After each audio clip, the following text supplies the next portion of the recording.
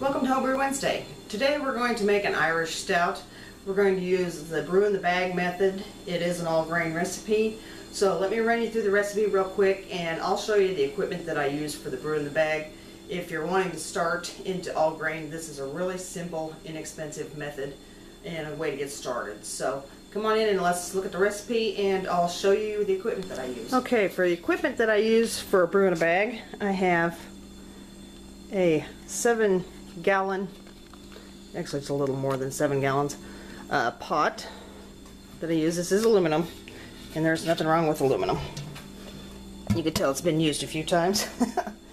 And this is a vegetable steamer basket. I've simply taken the legs off of it. And we want to put that in the bottom. And I have a large grain bag, 4 great big old binder clips, and that's to hold the bag in place. You can get these like at Staples or Walmart. And this is a hop spider that I made. You don't have to have this. If you want to just throw the hops in there, that's fine, or if you want to put them in like a little nylon mesh bag and tie it to the side of the kettle, that's fine too. I just like making stuff, so that's why I made this. And it just sits on top of the kettle like that. When you get done, you just pull the whole thing out. And here's our lid. This I made too. It's just simply a little container. You're supposed to actually put ice in this and like your beer and stuff like that. I got it at Walmart. I think it was like $5 or $6. And I just drilled holes in the bottom of that, so whenever I go to lift my bag out, I would just put this underneath the bag and it fits just perfect right in the top of that kettle. I also have a thermometer. You can use this one. I've got a digital one as well with the wireless or the wired probe on it. I have a set of kitchen scales. And here's another thing that I made. It's a stick that I burned marks in to show the amount of wort that I have or how much water I've got in my boil kettle. And this is also an insulated jacket that I put around the kettle. Like I said, basically the only thing you really need for this is the kettle, the bag, bag for your grains, the bag for your hops or whatever if you want to do it that way, and some binder clips and a thermometer. That's really all you need. All the rest of this stuff is just like set extra things that I made because I like doing that kind of stuff. So let's take a look at the recipe. Okay, this I've modified just a little bit. I was going to put the, hopefully there's a focus on this. I was going to put the flaked oats in there, but I've since changed my mind. Yeah, these, I was going to put those in there, but I'm not going to. That would have been a deviation from the original recipe. But I have 6 pounds of Maris Otter, 1 pound of chocolate malt, 0.20 pounds of black barley or 3.2 ounces. The same for the acidulated malt, 3.2 ounces. And you might ask why I put this in there, and that's to give it just a bit of a bite that you would actually have with a real Guinness. Also 1 pound of flaked barley, and we have 2 ounces of East Kent Goldings hops. Okay, I looked up on the recipe and we're going to hold the mash at 158. And so we want to start at about 170 for our grains. So I'm going to put approximately probably 6.5 gallons of water in here. I'm not real precise on my water. I know I should be, and I'm not treating the water because stout kind of a light beer and stuff. It's like you really don't want to use a real hard water, but for this stout, I found that our water here in town works really good for this stout. It is a pretty alkaline water that we have. It's pretty hard, but it works really good for this. So stay tuned. Let's see our grains. Okay, there's our 6 pounds of Maris Otter.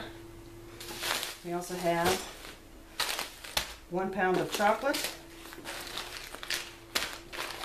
1 pound of flaked barley, and here's a mix of the 3.2 ounces each of the acidulated malt and the roasted barley.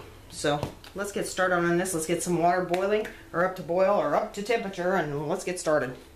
Okay, we've got our pot, we've got our bag, we've got our steamer basket in the bottom, and it's all clipped on there, and now I just have to wait for the thermometer to get to 170 degrees, and then we will mash in. Alright, we're ready to start mashing in.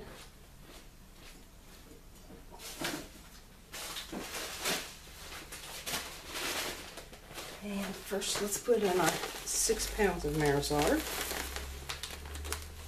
Temperature of the water right now is 170. Mash temperature will be 158. This is a low gravity beer, so it's not got a lot of alcohol.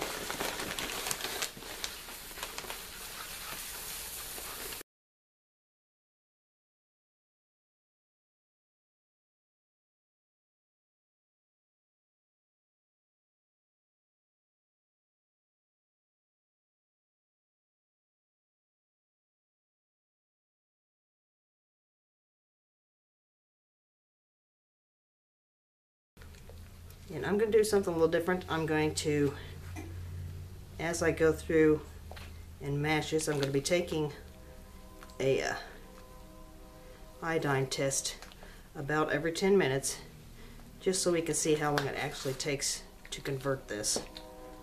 Everybody's used to doing it for an hour, basically, because that's what they tell us we should do. I think Pilsner grain is, maybe it's a little longer. I've never actually worked with Pilsner grain. So we're going to go through and take a test on this every 10 minutes.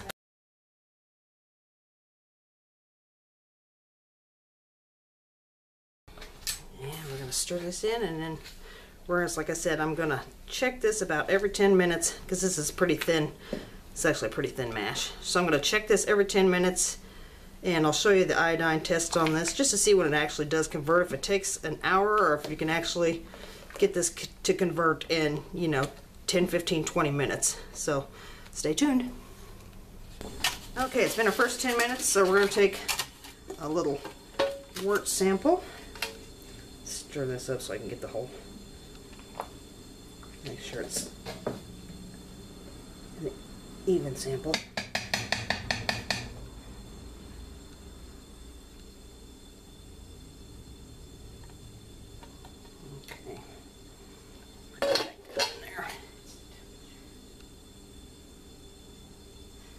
We'll take this over and we'll do an iodine test on that, see what we come up with.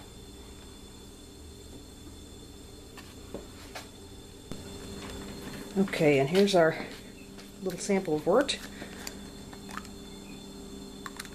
So let's put some iodine in it.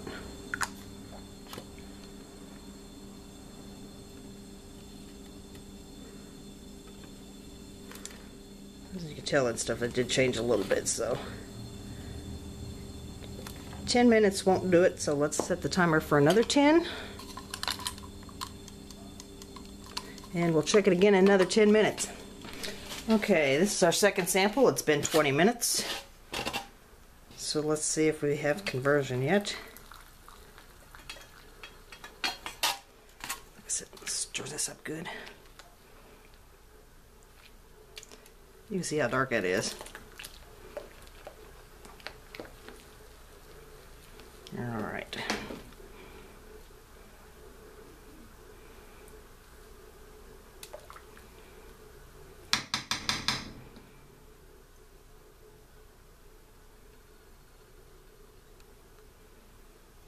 Okay. And here's our second sample. 20 minutes. Let's go check and see if it's converted. Alright, let's see if we have conversion now.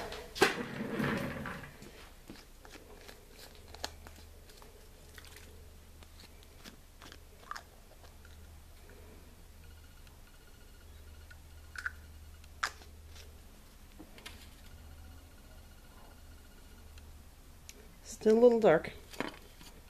So let's give it 10 more minutes. And we'll make it 30 minutes.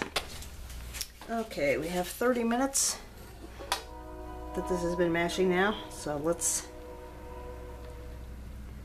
Let's see if we've converted yet.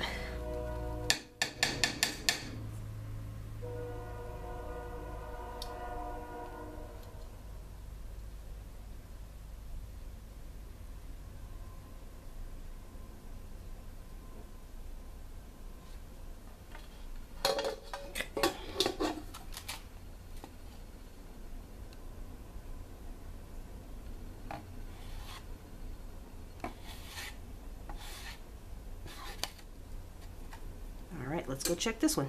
Alright, let's try this again.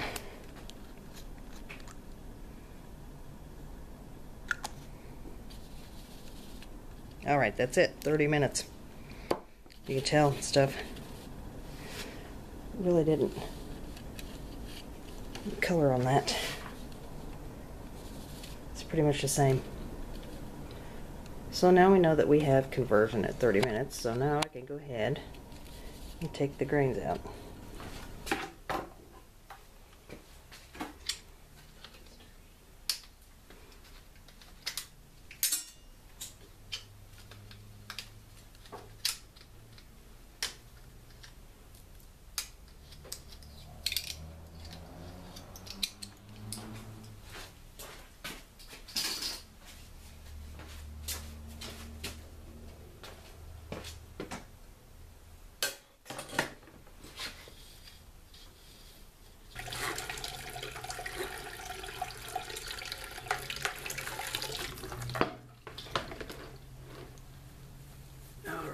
That drain for just a little bit. Okay, I got some real hot water out of the tap, so I'm just gonna go ahead and rinse these grains real quick.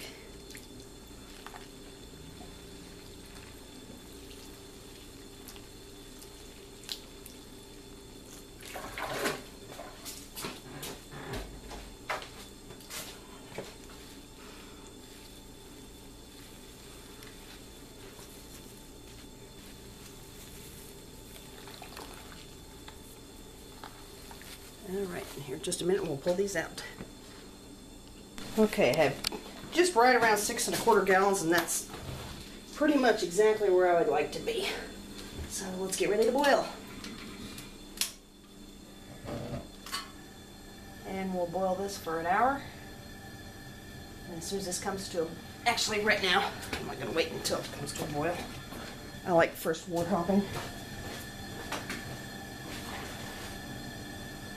So, right now, I'm going to go ahead and add my 1 ounce of yeast Kent rolling hops.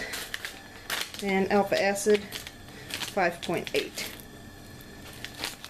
So, anyway, see you in about 45. Okay, I did go ahead and add the 2nd ounce of the East Kent Goldings to that, since there is no flavoring or aroma hops in that. After I read the recipe or whatever, it's like I should have known. But I went ahead and added it after I'd already turned the camera off. So anyway, we got about 15 minutes left. So let's just drop in our Whirlflock tablet. Another 5 minutes and I'll put in the yeast nutrient. So then we'll be back and then we'll start chilling.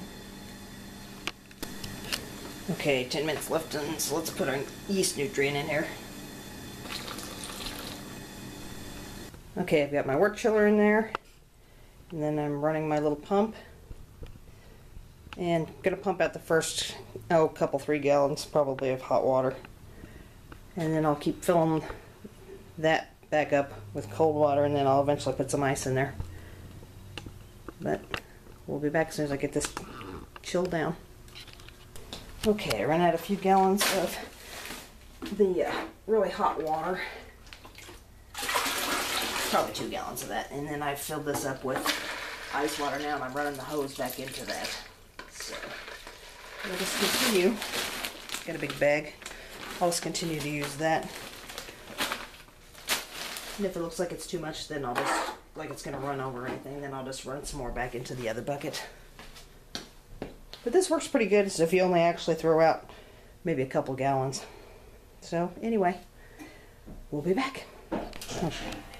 Okay, I've got my thermometer here, and we'll keep an eye on the temperature. I got it set where it will go off at 75 degrees, so I'll know it's chilled enough where I can take it in and get ready to pitch the yeast. So we will be back. Okay, we've got a wort chilled down pretty good, and so now I'm going to rack this off into the fermenter. So let's watch this. Go ahead and unplug this.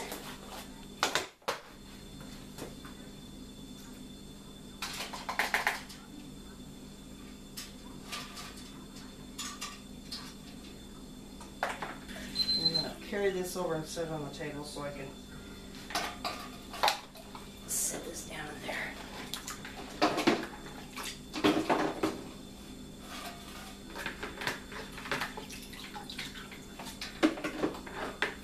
This works pretty good stuff. It probably would have worked a little bit better if I had a second bag of ice. But I got this cooled down. It's about 73 degrees right now. I got that cooled down in about 20-25 minutes. So let's move this over here. So let's put this in here. And let's get to it.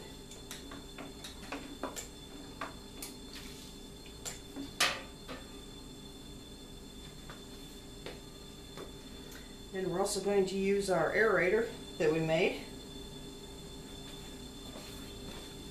Going to use this. Yay! Okay, we made up a starter a couple of days ago. So I'm going to decant most of the wort off of this. Okay, so I'm going to swirl this up. And dump this in here. So anyway, so I will attach the airlock to that and we are done. So thanks for watching. Okay, we've got our stout in here. Got a shirt on there to soak up the water and hopefully keep it a little cooler. See what the temperature is right now.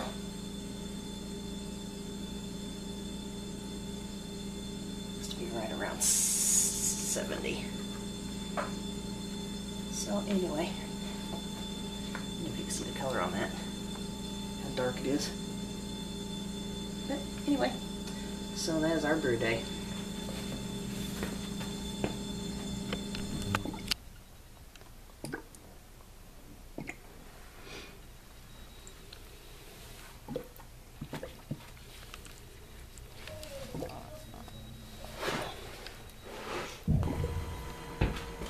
Okay, here's my Irish Stout. It's been bottled for a week. We're just going to see how we are on carbonation.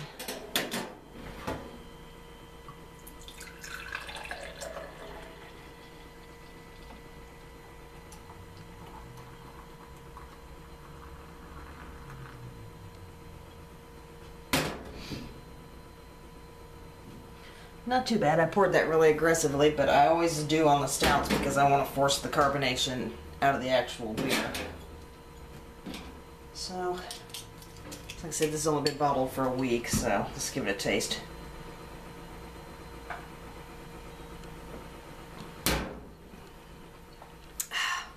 Good as it's always been. Good and creamy. So this was actually mashed, I believe it was, for like the 20 minutes or whatever. This is the short mash time on this one. And that's really got a creamy mouthfeel to it. So, I'll have to go back and look at the video. But, like I said, about another week. You can kind of see the lacing on the glass, maybe. I'm not sure. Get it up a little closer. But, yeah, you can see what it's leaving on the glass. So anyway, like I said, give that another week to carbonate a little bit more, and that'll be even better. But that does have a nice, really smooth and creamy mouthfeel to it. So anyway, good beer. This recipe has always been a really good recipe for me, so pretty simple too. So anyway, that is the end of my stout video. Just thought I'd actually pour you a glass so you see what it looked like.